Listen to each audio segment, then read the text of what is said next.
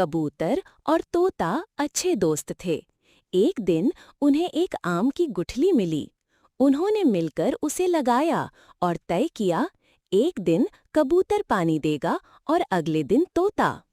हर दिन बारी बारी से वे पानी देते रहे। पौधा धीरे धीरे बड़ा हुआ। समय बीता, शाखाएं फैली और पत्ते लहराए।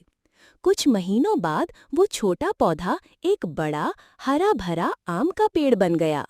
फिर उस पर रसीले आम लगे।